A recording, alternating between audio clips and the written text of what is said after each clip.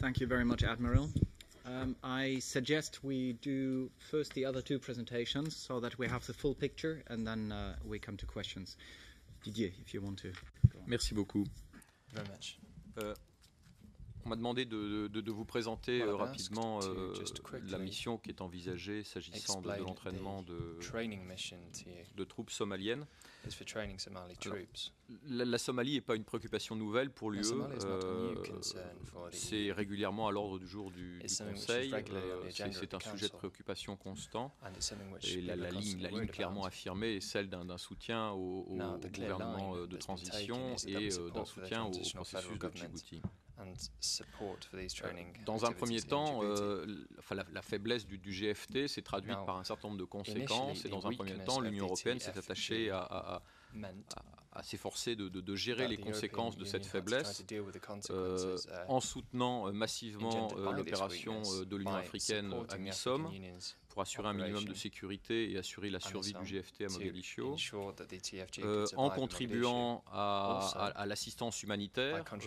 L'amiral a parlé de la protection des bâtiments du plan alimentaire mondial qui est faite par les bâtiments d'Atalanta, et puis en luttant contre la piraterie à la mer. Cette volonté de gérer les conséquences de la situation en Somalie n'a pour autant pas écarté de l'agenda de l'Union européenne la volonté de traiter le fond du problème et de traiter ses conséquences. Et l'objectif est évidemment d'aider le gouvernement de transition à asseoir son autorité sur l'ensemble du territoire. Cette situation étant la solution à toutes les difficultés que nous rencontrons. Dans le cadre de cette volonté d'aider le GFT à asseoir son autorité sur l'ensemble du territoire, la démarche qui est entreprise est celle de contribuer au développement de forces de sécurité qui permettraient au GFT précisément d'affirmer son autorité et d'exercer son contrôle au-delà de Mogadiscio. Et c'est dans ce cadre qu'a été montée la mission qui est programmée et dont le Conseil s'est entretenu la semaine dernière. L'objectif fixé à la mission, c'est de contribuer à faire en sorte que le GFT, le gouvernement de transition, puisse disposer de troupes lui permettant de contrôler le territoire au-delà de Mogadiscio. Cette mission, la définition de la mission de l'Union européenne s'appuie sur un certain nombre de principes. Le premier, c'est celui de coller aux besoins tels qu'ils ont été exprimés par le gouvernement de transition lui-même. Nous agissons donc en réponse à une demande du GFT. Dans un premier temps, le GFT a estimé ses besoins à 6 000 hommes. Il y en a près de 4 000 qui ont été formés déjà, et donc il en reste 2 000 à former, et c'est dans cette perspective-là que nous nous inscrivons. Deuxième principe, il s'agit pour nous de travailler en partenariat avec les acteurs qui opèrent déjà sur ce dossier, dans un souci d'éviter les duplications et de se concentrer sur les domaines dans lesquels l'Union européenne peut apporter une véritable valeur ajoutée. Le troisième principe, c'est celui d'une approche globale. Si vous revenez à la définition que je vous ai donnée de la mission, qui est de contribuer à faire en sorte que le GFT puisse disposer de troupes entraînées, il y a la dimension troupes entraînées, mais il y a aussi la dimension le GFT puisse en disposer. Et donc, l'un des paramètres essentiels de la mission, c'est de faire en sorte que les troupes entraînées restent sous le contrôle du GFT. Alors, notre analyse nous conduit à penser que ça passe par deux types d'actions. Une action sur le paiement des salaires des soldats qui ont été formés et une action pour faire en sorte que ces troupes, à leur retour en Somalie, ne soient pas abandonnées à elles-mêmes, mais fassent l'objet d'un encadrement, d'un monitoring par des troupes elles-mêmes entraînées.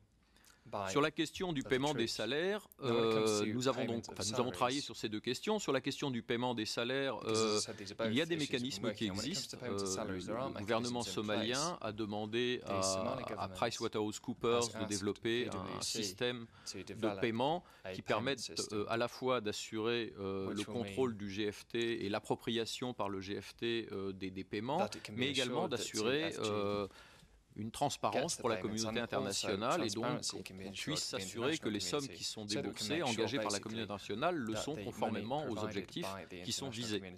Donc ce mécanisme a été mis en place, il a été testé, il y a déjà des bataillons somaliens qui ont été payés en utilisant ce mécanisme et donc c'était véritablement une piste qui pour nous nous permettra d'assurer que les soldats que nous formons, une fois leur retour, sont payés. La deuxième ligne d'action, c'est la question de savoir comment encadrer les troupes à leur retour. Et pour encadrer les troupes à leur retour, là encore, dans une logique de non-duplication, dans une logique de partenariat avec ceux qui sont déjà impliqués dans ce dossier, notre idée est de nous appuyer sur l'opération de l'Union africaine qui est déployée en Somalie, de nous appuyer sur AMISOM. Nous avons évidemment eu des contacts avec AMISOM et avec l'Union africaine à ce sujet, et l'un comme l'autre nous ont indiqué accueillir favorablement l'idée d'une mission européenne, et AMISOM travaille d'ores et déjà sur des plans, le développement de structures, de fonctions qui lui permettraient d'assurer une fonction de monitoring. Très concrètement, la mission qu'on envisage, il ne s'agit pas pour nous de former des Somaliens, de former un bataillon entier de Somaliens. Pourquoi ? C'est encore une fois le principe de spécialisation et le principe de recherche de valeur ajoutée. Il se trouve que l'Ouganda entraîne déjà des bataillons somaliens, le fait très bien, et donc il n'y a pas lieu pour nous d'essayer d'entrer en concurrence ou d'essayer de dupliquer ce que l'Ouganda fait. En revanche, il y a certains domaines spécifiques sur lesquels nous pouvons apporter une véritable valeur ajoutée. C'est le problème du combat en milieu urbain, c'est le problème de la lutte contre les explosifs, c'est le problème du soutien médical, c'est la formation des sous-officiers. Voilà des domaines dans lesquels les Ougandais nous ont dit qu'ils souhaitaient véritablement qu'on leur apporte une assistance. Et donc l'idée de la mission, encore une fois, n'est pas d'entraîner un bataillon en tant que tel, mais c'est bien d'apporter un certain nombre d'expertises spécifiques pour permettre que le bataillon qui va être entraîné par les Ougandais retourne en Somalie avec, j'allais dire, le maximum de compétences acquises pour lui permettre d'exercer ses missions. Cette mission va se dérouler en Ouganda. Pourquoi en Ouganda? J'allais dire parce que, dans un souci très pragmatique, parce que l'Ouganda entraîne des Somaliens là-bas, parce qu'ils ont déjà une certaine expérience, parce que l'Ouganda est le contributeur majeur d'AMISOM, ce qui nous permet d'assurer le lien avec l'AMISOM et facilite les liens avec AMISOM, et parce que les États-Unis sont déjà engagés dans un programme de soutien à ces installations d'entraînement ougandaises. Donc, je veux dire, c'est encore une fois une recherche de synergie qui a guidé notre choix. La mission est prévue initialement pour durer 1 an. Pourquoi 1 an? Parce que c'est le temps nécessaire pour former les 2000 hommes qui restent en 2 séries de 2000 hommes.